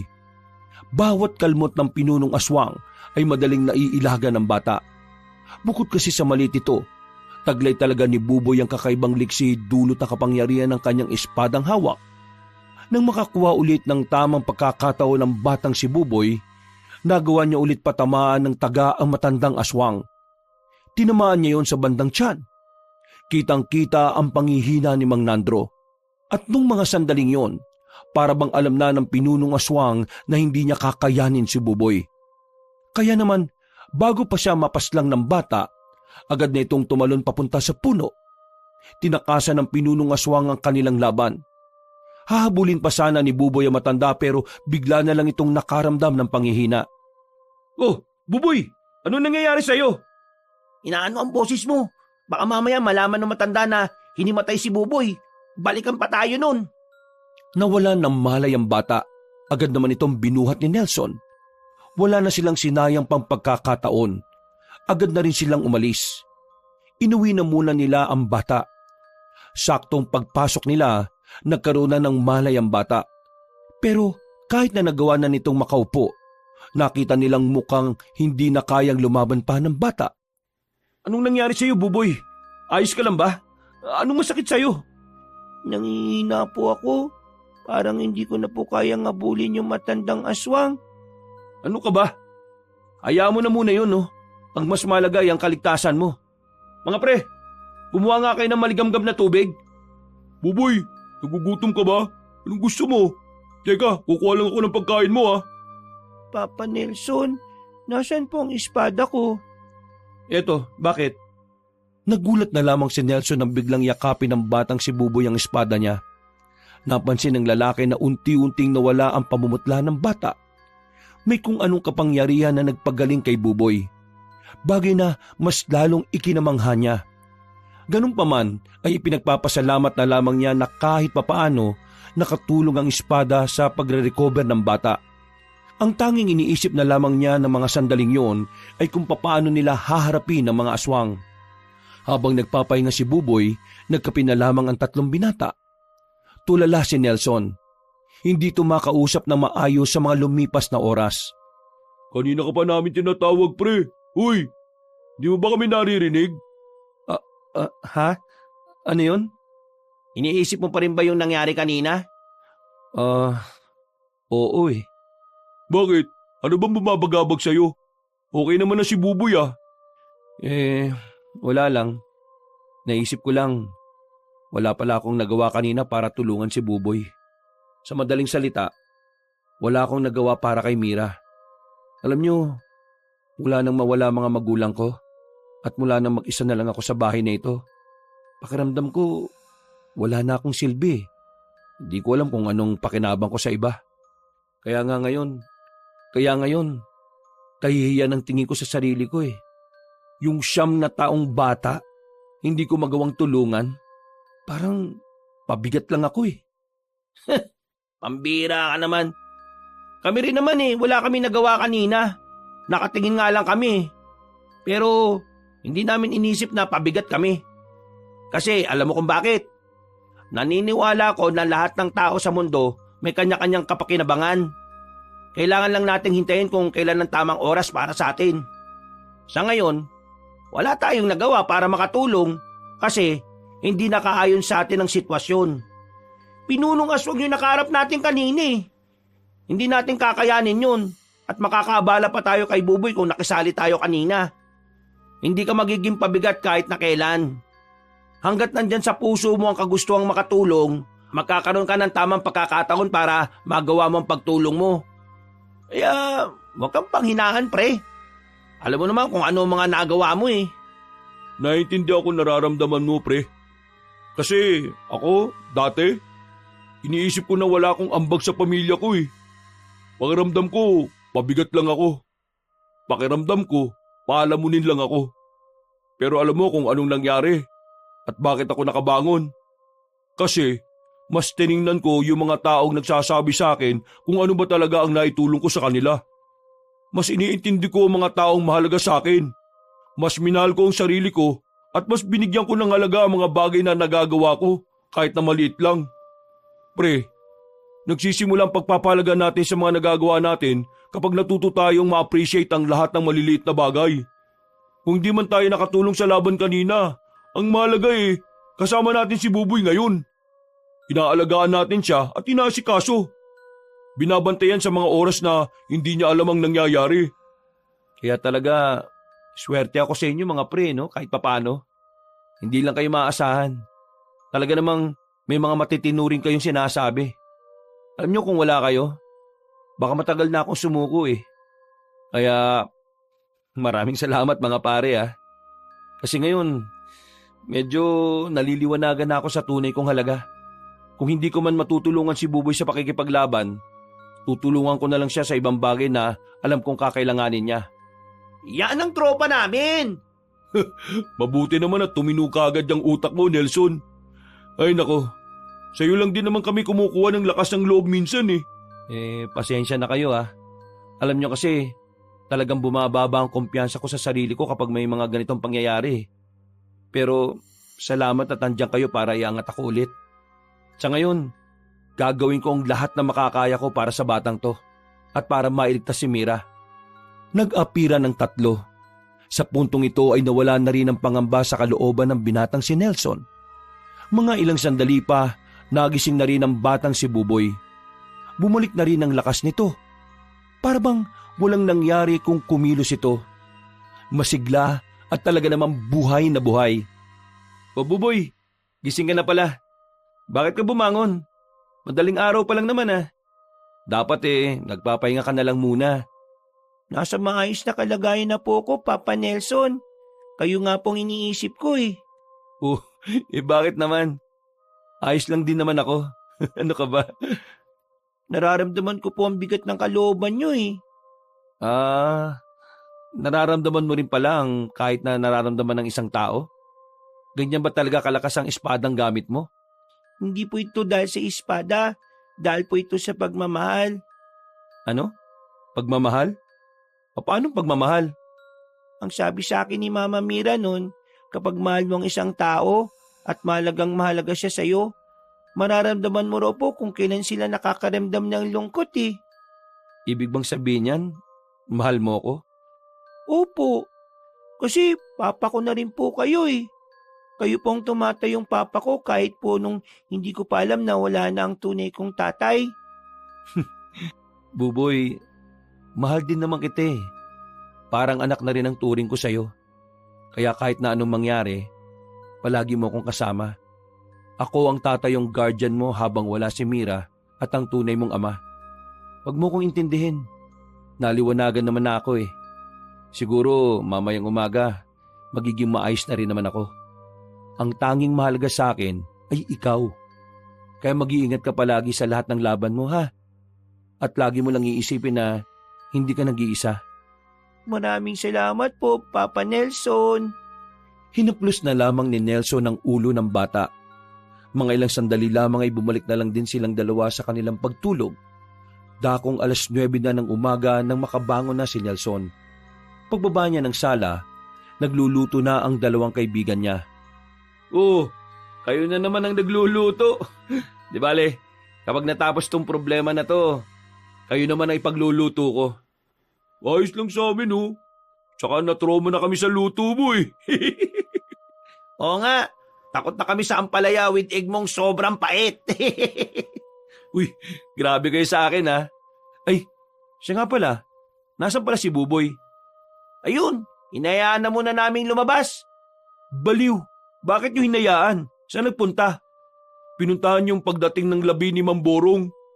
Hindi lang basta kakaiba si Buboy, no? Kakaiba rin yung pangunawa niya. Biruin mo, minaltrato siya ng matandang yun. Pero alam mo kung anong sinabi niya kanina nung nagpaalam siya? Awawa daw si Mamborong kasi walang dadalaw sa lamay niya mamayang gabi. Ay nako, talagang batang yun sige, dito na muna kayo Susundan ko lang siya. Teka, dala ba niya yung espada niya? Hindi. Pinaiwan namin kasi baka pagkaguluhan siya ng mga tao dyan sa labas. Mabuti naman kung ganon. Agad na lumabas ng bahay ang lalaking si Nelson at agad na nagtungo sa kinaroroonan ng bahay ni Mamborong. Pagdating niya roon, nakita niyang nakatuntong sa upuan ng batang si Buboy habang nakatingin kay Mamborong sa loob ng kabaong. Papa Nelson, bakit parang iba ang mukha ni Lolo Borong? Ha? Kasi kapag ang tao namamatay, dinadala yan sa puninarya. Inaayusan sila. Minsan, kaya nag-iibang itsura nila kaysa sa dati kasi mas payat na ang mukha nila kapag patay na sila. Kaya ang ginagawa sa puninarya, may mga nilalagay sila para umayos ang muka. Yun nga lang, nagbabago na talaga yung muka kumpara sa dati. Ganun po pala. Pero Papa Nelson, sigurado po kong malulungkot si Mama Mira kapag nalaman niyang wala na ang lolo niya. Wala tayong magagawa, Buboy. Yung talaga mangyayari. Ang magagawa lang natin para sa mama mo, dapat nasa tabi niya tayo sa oras na malaman niya na ang nangyari. Nang sa ganun meron siyang masasandalan at paghuhugutan ng lakas. Kaya nga po dapat matalo na natin yung mga aswang para makabalik na po si Mama sa atin. Kailangan ko pong makalaban ulit yung matandang aswang na yun. Bumuntong hininga na lamang si Nelson at pasimpleng sumilip sa kabaong ni Mamborong. Matapos ang sandaling yon ay bumalik na rin sila sa kanilang bahay. Sabay-sabay silang kumain. Hindi alam ni Nelson kung kailan ulit mangyayari ang pag-atake ng mga aswang. Kaya sa mga sandaling kasama niya si Buboy, hindi niya sinasayang ang oras para mas lalo pa silang mas maging epektibong tagapagtanggol. Lumipas ang ilang araw at himalang walang nagpaparamdam ng mga aswang. Sinamantala ni Nelson ang sandaling kapayapaan para ilaan sa kanilang pag-iensayo. Tuwing umaga hanggang tanghali, nag-iensayo sila sa kung papaano ang tamang paghawak ng espada. Ay, grabe. Nakakapagod. Pakiramdam ko nabawasan ng kaunti yung taba ko Alam mo naman talaga, 4 na araw pa lang natin tong ginagawa no? Ang mahalaga naman ngayon ay natututo tayo. Para kapag may mga nakalaban na tayo ulit ng mga aswang, hindi na tayo mag-aalinlangan pa kasi meron na tayong alam. Magagawa na rin nating makasabay. Si Buboy, tahimik na naman. Ano bang ginagawa niya? Napatingin sila sa batang nakatingin sa malayo habang nakaupo sa malaking bato. Nilapitan nila ito at saka tinanong, "May problema ba, Buboy?" Po, wala naman po. Bakit parang malalim ang iniisip mo? Hindi po, natatay lang po ako. Hindi pa po ba tayo uuwi? Ay nako, pambirang batang to. Natatay lang pala. Pwede ka naman dumumi dyan sa likuran ng puno May dala naman tayong tubig. Tapos, tabunan mo na lang ng lupa. Hindi sanay si Buboy sa ganyan. Ang mabuti pa, umuwi na lang muna tayo sa atin. Dali-daling naglakad ang 4 pauwi. Nang makarating na sila sa kanilang baryo, napatigil na naman ang batang si Buboy dahil meron itong inaamoy. O bakit, Buboy? May mga aswang ka bang nararamdaman ngayon? Wala na po sila ngayon pero kanina malakas po ang kutob ko na dumaan sila dito. Hindi kaya hinahanap na si Buboy ng mga aswang? Hindi po ako ang pakay nila. Sino? Nandito sila sa baryo para manguha na naman po ng kakainin. Yung mga alaga ko sa farm. Hindi po. Hindi na po hayop ang gusto nilang kainin Ang gusto na nilang kainin ay ang karne na po ng tao. Kailangan po natin silang bantayan. Nagmamasid sila ngayon At pagsapit ng gabi, saka sila mangunguha ng tao. Sa sinabing yun ni Buboy, muli na namang naalarma ang kanilang kalooban.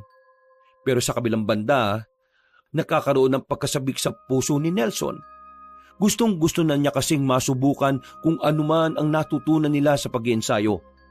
Higit sa lahat, gustong-gusto na rin niyang matalo ang mga aswang. At nang sa ganon ay makakasama na nilang muli ang babaeng si Mira. Hindi na nila namalayan ang oras. Gabi na pala.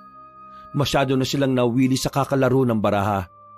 Dakong 6:00 ng gabi, hinanda na nila ang kanilang sarili.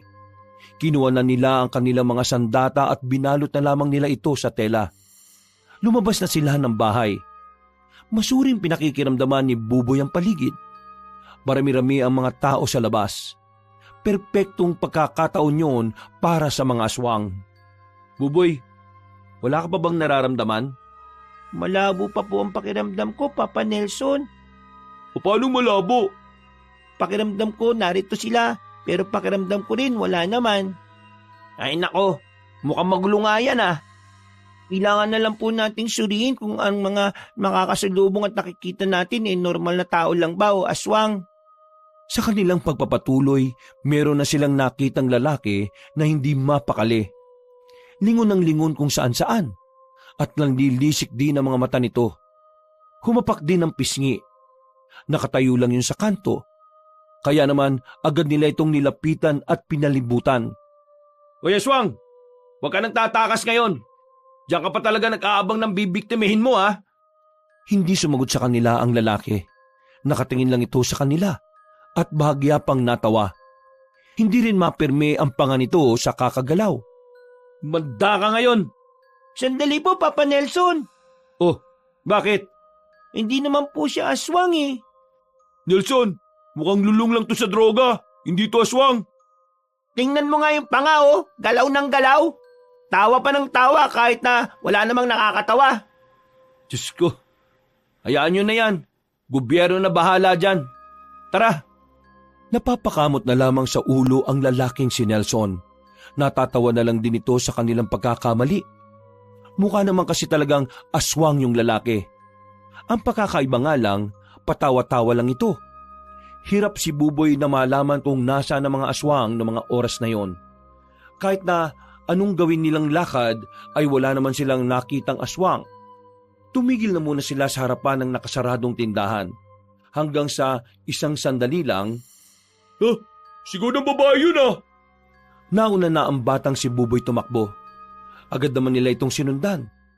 Nakarating sila sa isang kanto na kung saan wala nang gaanong bahay na nakatirik doon. Tanging mga pananim na gulay na lamang ang naroon. Nang hanapin nila ang babae, nakita nila ang naiwang bag sa gilid. Merong yung bakas ng dugo. Kaya naman malakas ang kanilang hinala na kinuha na nga ng mga aswang ang babaeng yon. Nararamdaman ko na sila. Dito po. Tumakbo na naman ang batang lalaki. Hawak-hawak na rin ito ang mahiwagang espada. Ilang sandali lang, tumigil na rin ang bata. Nakita na rin nila ang mga aswang na pinalilibutan ng isang babae na nakaupo sa damuhan. Kaya naman, wala nang sinayang na pagkakataon ang tatlong binata. Sila ang unang lumusob para iligtas ang babae. Pero si Nelson at Jeff lang ang nakaabot. Nadapa kasi si Adeng nang may matapakan na bato at nadulas. Huwag ka mag-alala, miss. Ligtas ka na ngayon. Walang iya kayo mga aswang kayo ha. Magpo-food trip pa talaga kayo ngayon. Pwes, magutom kayo. Kaya na, Jeff. Agad nilang sinagupa ang mga aswang. Hindi sila nagsayang ng kahit na ilang segundo. Wala silang takot na nararamdaman. Ginamit nila ang kanilang mga natutunan sa pag-iinsayo. Kaya naman, kitang-kita na kahit papaano ay nakakasakay sila sa mga nilalang na yon. Hindi magawang makatama ng mga aswang. Masyadong organisado ang bawat kilos nila. Dahil na rin sa kahusayan, hindi umubra ang mga aswang sa puntong yon. Sa unang pagkakataon, nagawang makapaslang ni Nelson at ni Jeff ng aswang. Habang si Adeng naman ay kakabangon lang mula sa pagkakadapa. Pambirang buhay to. Di pa nga ako nakakalapit. Tapos na eh. Bagal-bagal ka kasi. Teka, nasan si Buboy? Nandito lang yun ah. Oh, nasaan na ba yun? Nawala ang batang si Buboy. Walang nakakita sa kanilang tatlo kung saan na ba yun nagtungo. Ang unang pumasok sa isipan ni Nelson, sa loob ng kagubatan nagpunta si Buboy.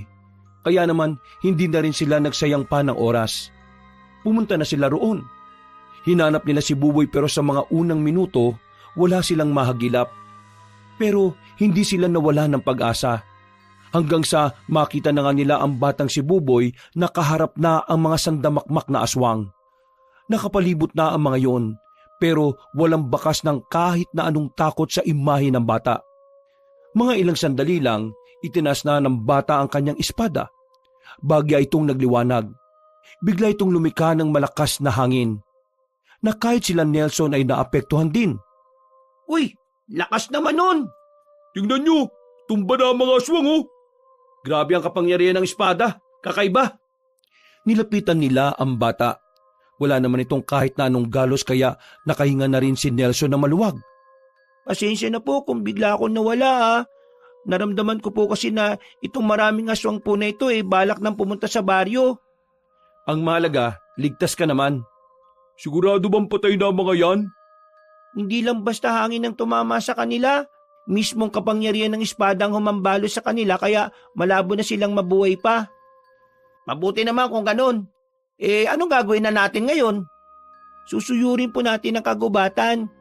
Hindi po malabong maraming aswang ang gumagala ngayon. Tumangon na lamang sila Nelson at hindi nagtagal, naglakad-lakad na ulit sila. Halos 2 oras din ang kanilang ginugol para lamang makahanap ng mga aswang. Pero sa pagkakataong yon ay wala na rin silang nakita. Sandali na muna silang umupo sa kakahuyan. Minabuti na muna nilang magpahinga. Mukhang yun na lang talaga ang lahat ng aswang na nakalaban natin, Buboy. May nararamdaman ka pa bang iba? Hindi ko pa rin po sigurado Basta, hindi pa po ako komportable ngayon. Alam nyo, tingin ko, mas makabubuti kung babalik na muna tayo sa atin. Baka kasi habang narito tayo, doon naman sila manggulo Oo nga, tama siya Ding. Balik na muna tayo. O sige, babalik na muna tayo para makapagpahinga na rin muna kayo na maayos. O sige na pre, pasok na muna kayo. Kahit kami na lang muna ni Buboy rito. Sigurado ba kayo? Oo, sige na. Gigisingin na lang namin kayo kapag nandyan na ulit ang mga aswang.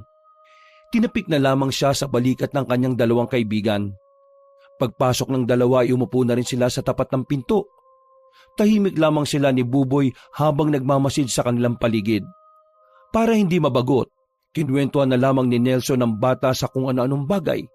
Halos 1 oras na siyang dumadaldal. Maya-maya, nakita na lamang niyang nakatulog na pala si Buboy. Ipinasok na lamang niya yon sa loob.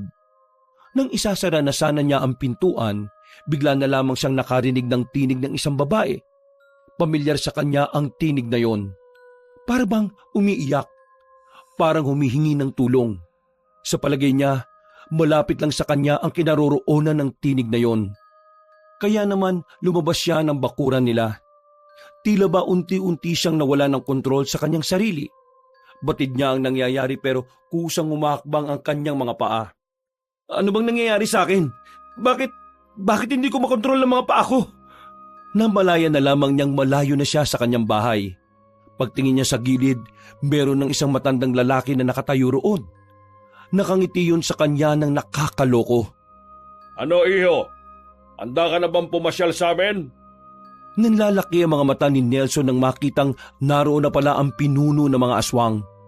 Kukuha pa sana siya ng bato pero sa kabilang banda naman ang mga kasamahan nito. Anong gagawin nyo? Huwag ka mag-alala, iho. Hindi ka naman namin sasaktan Ano ka ba? Isasama ka namin at ipapasyal ka namin sa lungga ko. Hindi ako papayag!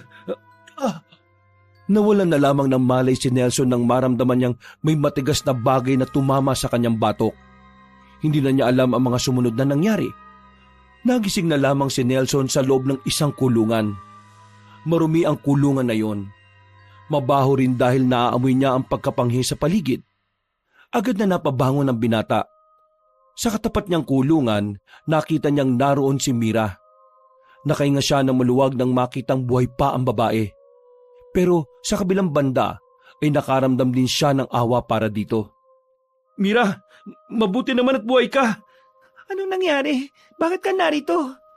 Hindi ko alam Parang nahipnotismo nila ako at kusa na lang ako lumabas ng bahay. Malakas ang pakiramdam ko na gagamitin nila tayong 2 para mapasuko si Buboy. Ligtas si Buboy? Maayos lang ba siya? Kumusta siya? Huwag ka mag-alala. Nasa maayos na kalagayan si Buboy. Sa katunayan, nakakapagsalita na siya ngayon. Ha?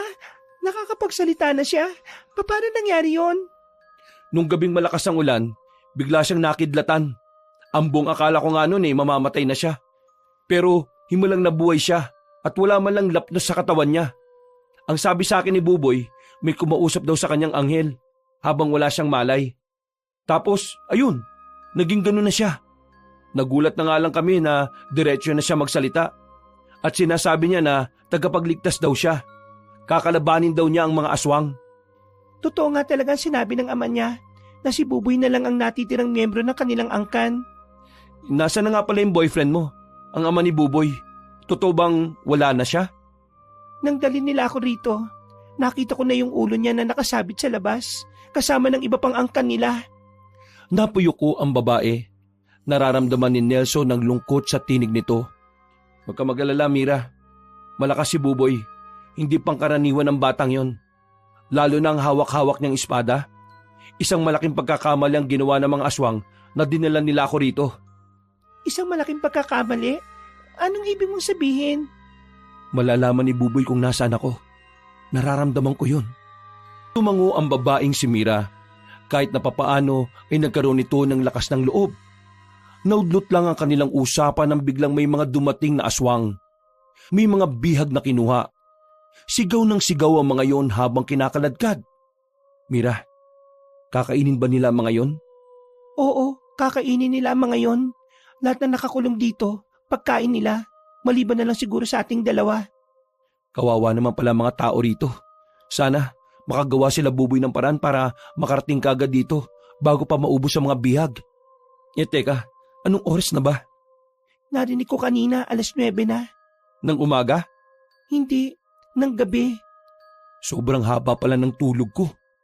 Makalipas lang ang 2 oras, pumasok na naman ang mga aswang sa kulungan nila.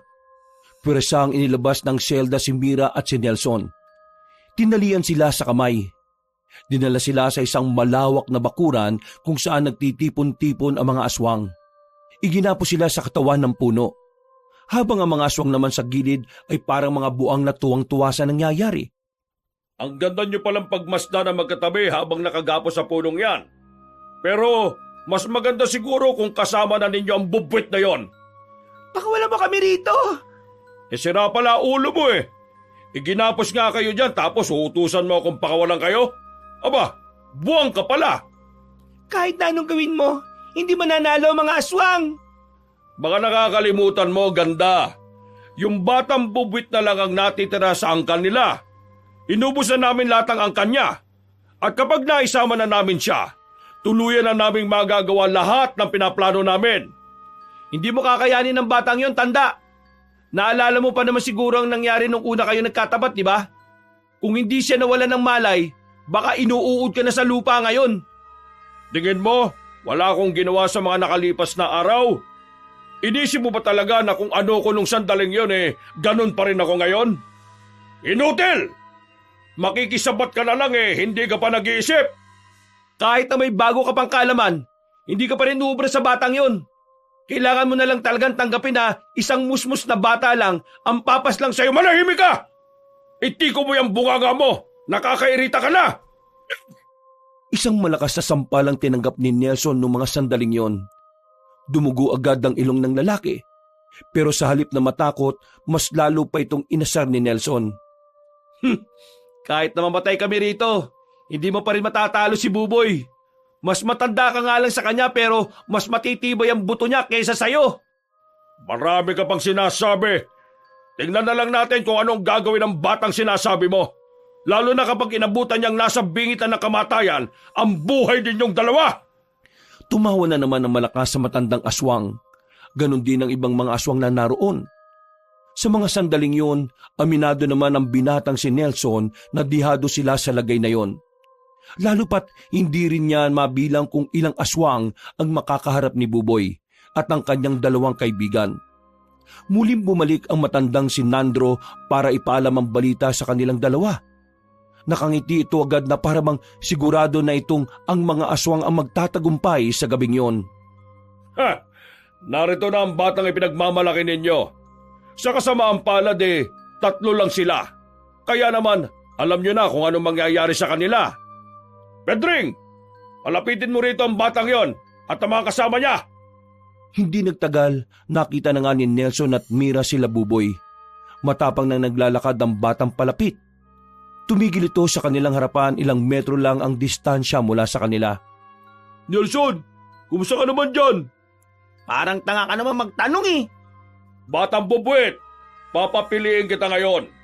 Kung ikaw ang papalit sa kanila, patatakasin ko silang 2, kasama ng 2 kubag na yan.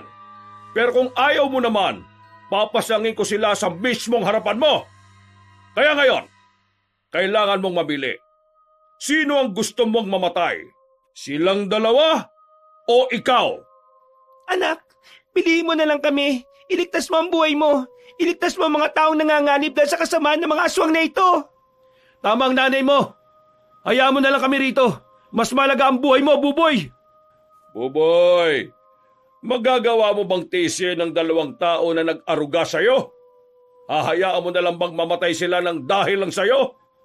Tandaan mo, Buboy, sila na lang ang natitira mong magulang. Kasi yung mga tunay mong magulang, pinaslang ko na. Huwag kang makikinig sa kanya. Sira ulo yan eh. Sa amin ka makinig, anak. Lapanan mo sila.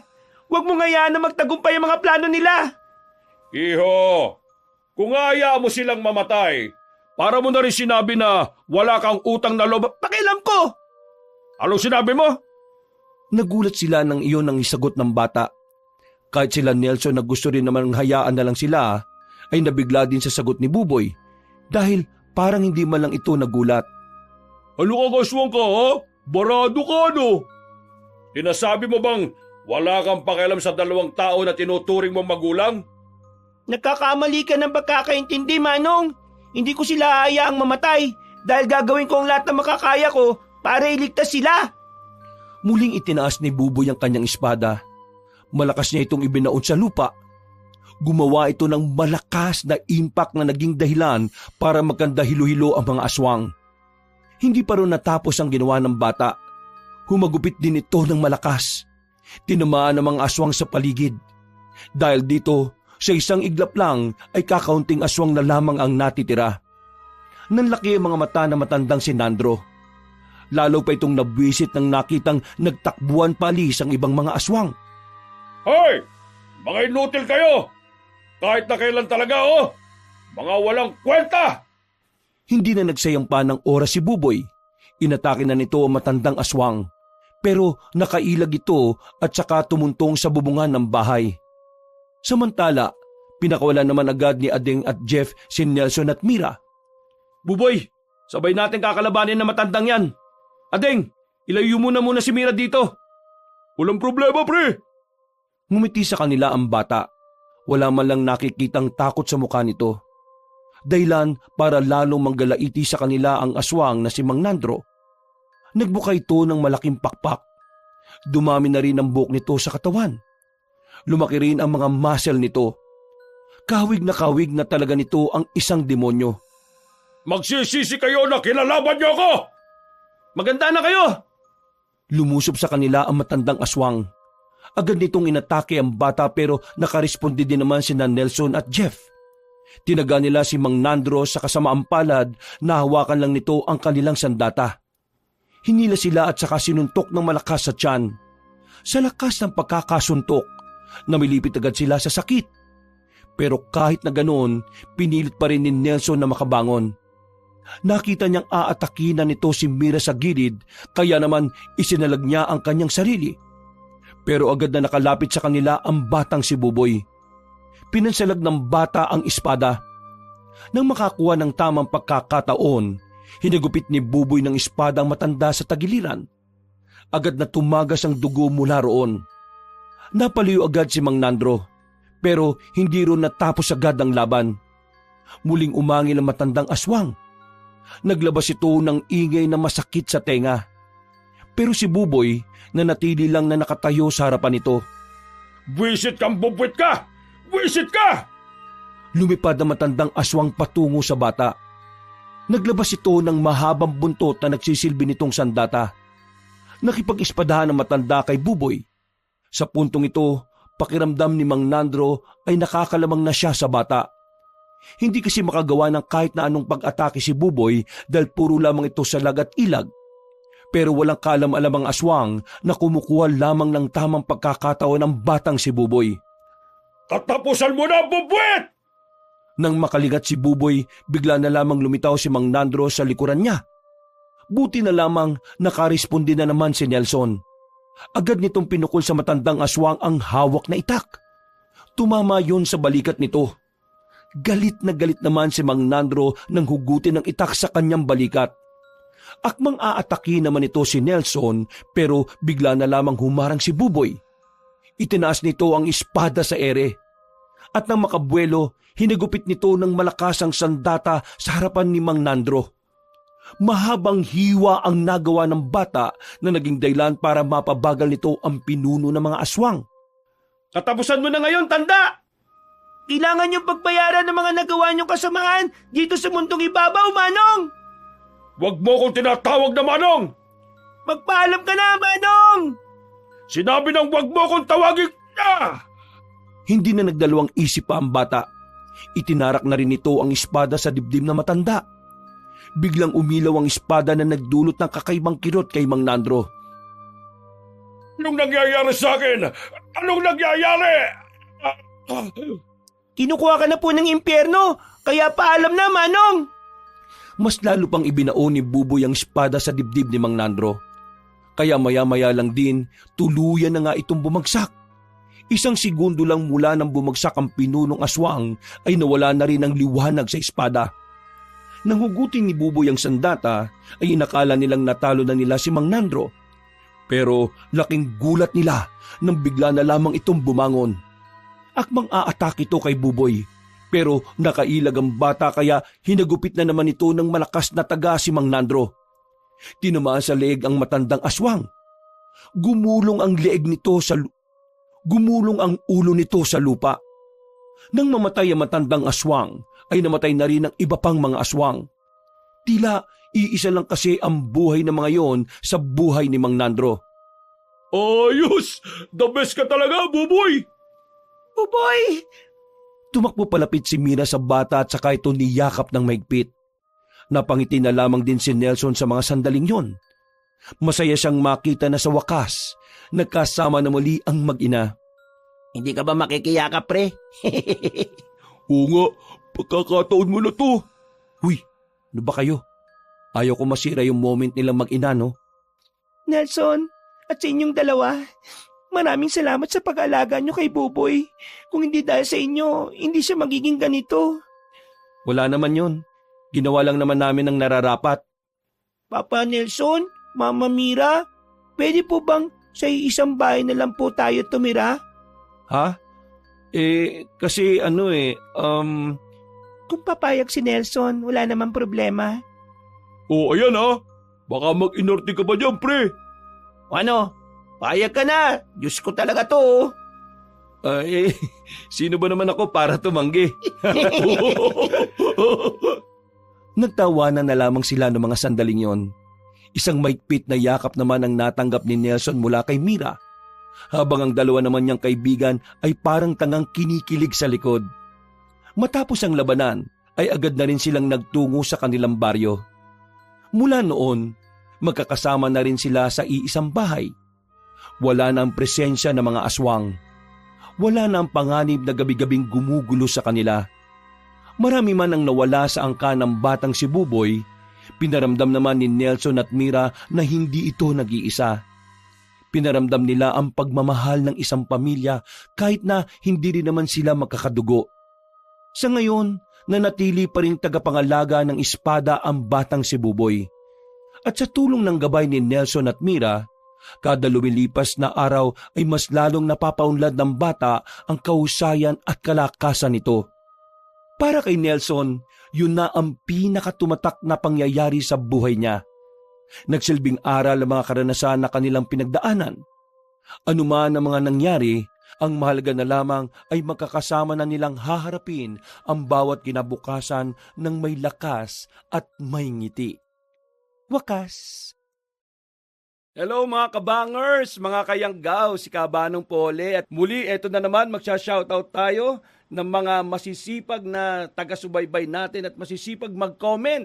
Ayan, eto po, shoutout po kay Lynn Aguirre, kay Bernard Itzabol, kay Ami Pacana, kay Marites Macaroy, kay Jessie Butron, kay Roselyn Magno, kay Lina B, kay Isagani Atienza, kay Brian Guevara, kay Arnel Kupatan, kay Christine Nagera, kay Rosemary Nabloa Bayarebrasa, Presbyteros Rose, kay Lynn Aguirre, kay Crystal K.T. Soto, kay Lynn, kay Rodora Samson, kay Albert Moreno, kay Rolandi Jimenez, kay Joel Marasigan, kay Virgie Tindaan, kay Edgardo Tamayo, kay Teresa Pablo, kay Johnny Ryan Rutacio, kay Arlene Okuda, kay Elena Echano, kay Jamie Paredes, kay Mium Dayamarod, kay Aurelia Ragragula, kay Connie, kay Aiko Velleza,